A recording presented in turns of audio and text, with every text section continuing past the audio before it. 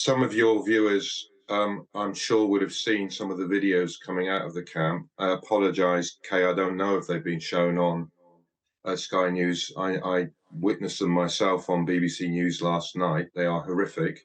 120 Palestinians killed, including many, many children. I'm finding hard to get out of my head the image of a father searching for the body of his 3 children amongst the rubble. And there is a danger that we become immune at the scale of what is happening because we become numb to the statistics. There are now over, just concentrating on children, since Israel began its bombardment, there are now over 3,500 children killed in Gaza, over 6,300 injured. That means 420 children a day are being killed or injured. A child is being killed every 10 minutes. That's maybe how we can try to make sense of this. But what we are also now dealing with, Israel has justified the attack on Jabalya on the basis that it killed a Hamas commander. So we are now being asked to accept, the international community is being asked to accept that Israel's developed a new model of proportionality that says it regards it as acceptable to kill a single Hamas commander, to kill more than 120 Palestinians, including children. This is unacceptable. And really the only human response to what's going on is to call for an immediate ceasefire. Is it acceptable for Hamas to hide under refugee camps? Well, this notion, and we see this argument being used, and I keep coming back to the framework of international law. We hear the phrase used, human shields. Human shields is defined in international law. It makes it clear it is illegal for someone deliberately to place civilians in harm, but it also makes it clear that you cannot use that term to justify attacking urban areas where there are densely populated areas where there are many, many civilians, on the basis that you need to do that in order to kill armed fighters who are there. So this is the issue. What is happening here? And we are being told also by Israel that this operation it's undertaken is going to increase casualties, that this may go on for 3 months.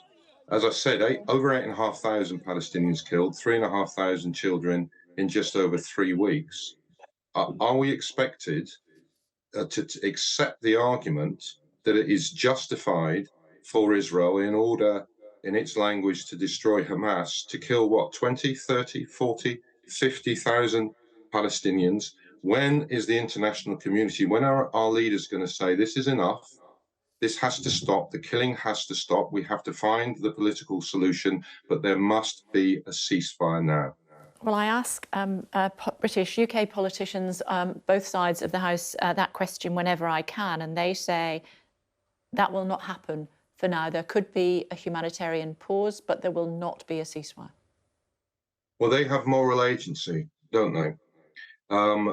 They can say that cannot happen as if they don't have the capacity to call for a ceasefire, and they do. So they are making a moral choice, and it's a basic moral test at the moment. And this is a test being failed by all of our main political leaders at the moment. Not everybody, but certainly the leaders of the Conservative Party, the Labour Party. I saw Keir Starmer's interview yesterday, and he was pressed repeatedly on the question. He kept referring to international law. When he was asked the question, well, is Israel violating international law? Is this indiscriminate bombing that's killing civilians a violation of international law? He said, well, I can't judge that.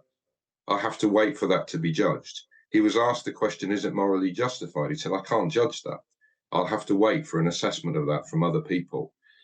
When he was asked during the bombardment, during his Russia's invasion of Ukraine, whether the targeting of civilians was a war crime, he was able to say straightforwardly, yes, of course it is. He didn't need to wait. He didn't need to be told. He could make a moral and a legal judgment based on what was happening. That should be the same standard that's applied now. There is no moral justification not to call for a ceasefire, and our leaders have moral agency. Can Israelis be safe while Hamas still operates? Well, look, ultimately, we're going to have to find a political solution for this. And that means also addressing the fact that the clock didn't start ticking on this on October the 7th. So international law has to be the framework. what Hamas did on October the 7th, because it targeted and killed civilians, was a violation of international law. That needs to be dealt with within the framework of international law, and we need to deal with the root causes, which, you know, Keir Starmer himself addressed yesterday, but he didn't want to name them. And we need to name them. There's an ongoing military occupation. There is the imposition for decades of a system of oppression on the Palestinian people. And that needs to end. And that needs an entire shift in the way this has been dealt with for decades. Israel needs to be held accountable for its violations of international law, for the imposition of a system of military occupation. That's the framework within which we need to deal with it.